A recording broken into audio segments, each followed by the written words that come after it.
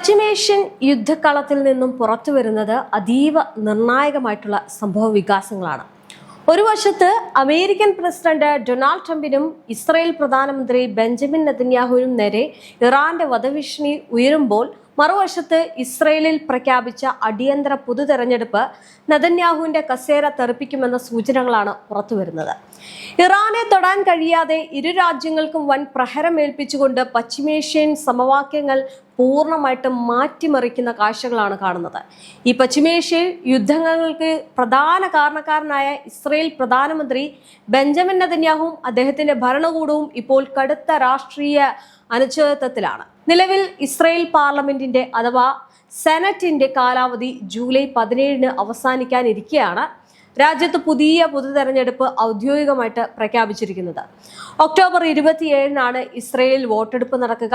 ഇതിന് മുന്നോടിയായിട്ട് സെപ്റ്റംബർ 17 സ്ഥാനാർത്ഥികൾ സജീവമായിട്ട് രംഗത്തിറങ്ങും. ഒരു വലിയ യുദ്ധത്തിന്റെ നടുവിലാണ് ഇസ്രയേൽ ഈ ഒരു പൊതു തെരഞ്ഞെടുപ്പിനെ നേരിടുന്നത് എന്ന ഒരു പ്രത്യേകത കൂടിയുണ്ട്. 120 അംഗങ്ങളുള്ള സെനറ്റിൽ ഭൂരിപക്ഷത്തിന് 61 സീറ്റുകളാണ് വേണ്ടത്. എന്നാൽ നിലവിലെ പ്രവചനങ്ങൾ പ്രകാരം ഒരു പാർട്ടിക്കും ഭൂരിപക്ഷം ലഭിക്കില്ല എന്നും രാജ്യം ഒരു തൂക്കു മന്ത്രിസഭയിലേക്ക് നീങ്ങുമെന്നുമാണ് വിലയിരുത്തൽ. ഇത് നെതന്യാഹുവിന്റെ അധികാരം നഷ്ടപ്പെടുത്തിയേക്കാം എന്നുള്ള സൂചനയും കൂടി നൽകുന്നുണ്ട്. നെതന്യാഹുവിനെ ഏറ്റവും കൂടുതൽ പ്രതിരോധത്തിലാക്കുന്നത് ഒക്ടോബർ 7 ഹമാസ് ആക്രമണത്തിലെ സുരക്ഷാ വീഴ്ചയെക്കുറിച്ച് അന്വേഷിക്കാൻ പാർലമെന്റ് പ്രത്യേക അന്വേഷണ കമ്മീഷനെ വെച്ചു എന്നതാണ്. ഈ ഒരു അന്വേഷണം നടന്നാൽ അതിന്റെ പൂർണ്ണ ഉത്തരവാദിത്തം തന്റെ തലയിലാകുമെന്ന ഭയത്താൽ നെതന്യാഹു ഇത് പരമാവധി ഒഴിവാക്കാൻ ശ്രമിച്ചതായിരുന്നു. ഇതിൽ നിന്ന് ശ്രദ്ധ തിരിക്കാനാണ് ഗസയിലും ലബനാനിലും ലക്ഷക്കണക്കിന് പാവങ്ങളെ കൊന്നൊടുക്കിക്കൊണ്ട് നെതന്യാഹു യുദ്ധം നീട്ടിക്കൊണ്ടുപോകുന്നത് എന്ന കടുത്ത വിമർശനവും ഉയരുന്നുണ്ട്. അമേരിക്കയുമായിട്ട് പിണങ്ങി നിൽക്കുന്നതും ലോകരാജ്യങ്ങൾക്ക് മുന്നിൽ ഇസ്രായേൽ ഒറ്റപ്പെടുന്നതും നെതന്യാഹുവിന് കനത്ത തിരിച്ചടിയാണ്. ഇതിനിടെയാണ് ഇറാന്റെ ഭാഗത്ത് നിന്നുള്ള കടുത്ത വധഭീഷണി ഉയരുന്നത്. തങ്ങളെ ആക്രമിക്കാൻ മുതിർന്നാൽ പ്രതികാരം വീട്ടുമെന്ന കർശന നിലപാടിലാണ് ഇറാൻ ഉള്ളത്.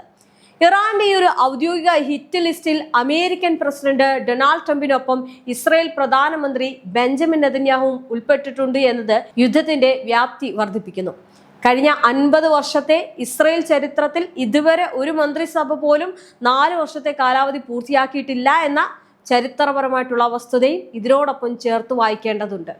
ഈ യുദ്ധത്തിന്റെ മറവിൽ കസേര നിലനിർത്തണമെന്ന നെതന്യാഹുവിന്റെ കണക്കുകൂട്ടലുകൾ തെറ്റിച്ചുകൊണ്ട് ഇസ്രായേൽ ജനത പുതിയൊരു ഭരണമാറ്റത്തിന് തയ്യാറെടുക്കുമോ എന്നത് വരും ദിവസങ്ങളിൽ വ്യക്തമാകും. ഈ ഇറാന്റെ ഹിറ്റ് ലിസ്റ്റിൽ ട്രംപും നെതന്യാഹുവും ഉൾപ്പെട്ടതോടെ ഇരു നേതാക്കളുടെയും സുരക്ഷ അന്താരാഷ്ട്ര തലത്തിൽ തന്നെ ഏറ്റവും ഉയർന്ന സുരക്ഷാ വിഭാഗത്തിലേക്ക് മാറ്റിയിരിക്കുകയാണ്. ഇറാന്റെ രഹസ്യ അന്വേഷണ വിഭാഗം വിദേശ മണ്ണിൽ വെച്ച് ഇവരെ ലക്ഷ്യമിടാൻ സാധ്യതയുണ്ട് എന്ന മുന്നറിയിപ്പിനെ തുടർന്ന് അമേരിക്കൻ സീക്രട്ട് സർവീസും ഇസ്രായേലിന്റെ മൊസാദും സംയുക്തമായാണ് ഇപ്പോൾ സുരക്ഷാ പ്രതിരോധം തീർക്കുന്നത്. ഇനി തുർക്കിയെ തങ്ങളുടെ പുതിയ ശത്രുവായിട്ട് പ്രഖ്യാപിച്ചുകൊണ്ട് പശ്ചിമേഷ്യയിൽ കൂടുതൽ അധിനിവേശത്തിന് നെതന്യാഹു മുതിരുന്നതും ഇസ്രായേലിനുള്ളിൽ തന്നെ വലിയൊരു ആഭ്യന്തര കലഹങ്ങൾക്ക് കാരണമാകുന്നുണ്ട്.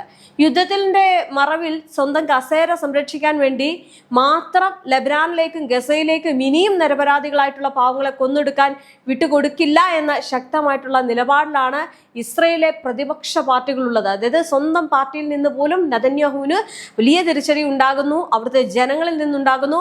പ്രതിപക്ഷം ഒറ്റക്കെട്ടായിട്ട് നെതന്യാഹുവിനെതിരെ തിരിയുന്നു. ഈ കഴിഞ്ഞ 50 വർഷത്തെ ഇസ്രായേൽ ചരിത്രം പരിശോധിച്ചു കഴിഞ്ഞാൽ ഇതുവരെ ഒരു മന്ത്രിസഭ പോലും അവിടെ 4 വർഷത്തെ ഔദ്യോഗിക കാലാവധി പൂർത്തിയാക്കിയിട്ടില്ല എന്ന കാര്യം വളരെ വ്യക്തമായിട്ട് മനസ്സിലാവും. ഈ ഒരു രാഷ്ട്രീയ പ്രതിസന്ധിക്കൊപ്പം അത് ശ്രദ്ധേയമാകുന്ന ഒരു കാര്യം കൂടിയാണ്. രാഷ്ട്രീയ സ്ഥിരതയില്ലാത്ത ഈ ഒരു മണ്ണിൽ യുദ്ധകാലത്തെ ഭരണമാറ്റം രാജ്യത്തിന്റെ നിലനിൽപ്പിനെ തന്നെ ബാധിക്കുമെന്ന ഒരു ഭയം ജനങ്ങൾക്കിടയിലുണ്ട്. ഈ സാധാരണഗതിയിൽ ഒരു രാജ്യം വലിയൊരു യുദ്ധത്തിൽ ഏർപ്പെട്ടിരിക്കുമ്പോൾ അവിടുത്തെ ജനങ്ങൾ പെട്ടെന്നൊരു ഭരണാധികാരിയെ മാറ്റാൻ മുതിരാറില്ല. ഈ ഒരു ജന്മനശാസ്ത്രം മുതലെടുത്ത് വരാനിരിക്കുന്ന ഒക്ടോബർ തെരഞ്ഞെടുപ്പിൽ ഇസ്രായേലിനെ രക്ഷിക്കാൻ എനിക്ക് മാത്രമേ കഴിയൂ എന്ന തീവ്ര ദേശീയത വാദമാകും ഈ നെതന്യാഹു പ്രധാന ആയുധമാക്കുക. എന്നാൽ ഇത്തവണ കാര്യങ്ങൾ നെതന്യാഹുവിന് അത്ര എളുപ്പമാകില്ല എന്നാണ് രാഷ്ട്രീയ നിരീക്ഷകർ വിലയിരുത്തുന്നത്. ഒക്ടോബർ 7 സുരക്ഷാ വീഴ്ചയിൽ ഇസ്രായേൽ ജനതയ്ക്കുള്ളിൽ ഉയർന്ന അമർഷം വോട്ടായി മാറിയാൽ നെതന്യാഹുവിന്റെ ഈ ലിക്വിഡ് പാർട്ടിക്ക് വൻ തിരിച്ചടിയാകും, അല്ലെങ്കിൽ നേരിടേണ്ടി വരുമെന്നതിൽ സംശയമില്ല. ഈ വോട്ടുകൾ ഭിന്നിച്ചു പോകുന്നതോടെ ഒരു പാർട്ടിക്കും ഭൂരിപക്ഷമില്ലാത്ത തൂക്കു മന്ത്രിസഭ വരാനുള്ള സാധ്യതകളാണ് പ്രവചിക്കപ്പെടുന്നത്.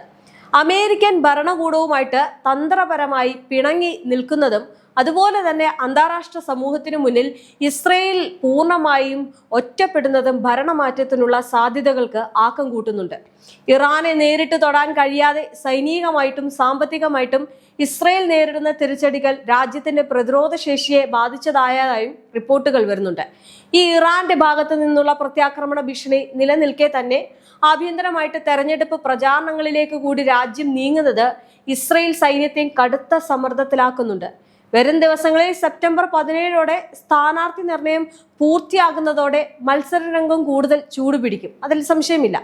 ചുരുക്കത്തിൽ ഈ ട്രംപിനും നെതന്യാഹുവിനും നേരെയുള്ള ഇറാന്റെ നീക്കങ്ങളും അതോടൊപ്പം തന്നെ ഇസ്രയേലിലെ കസേര യുദ്ധവും പശ്ചിമേഷ്യ ഒരു വൻ സ്ഫോടനത്തിന്റെ വക്കിലേക്കാണ് എത്തിച്ചിരിക്കുന്നത്. ഈ ഒരു രാഷ്ട്രീയ അട്ടിമറികൾ പശ്ചിമേഷ്യൻ യുദ്ധത്തിന്റെ അന്ത്യം കുറിക്കുമോ അതോ ലോക മഹായുദ്ധത്തിലേക്ക് നയിക്കുമോ എന്നത് വരും ദിവസങ്ങളിൽ തന്നെ കണ്ടറിയാം.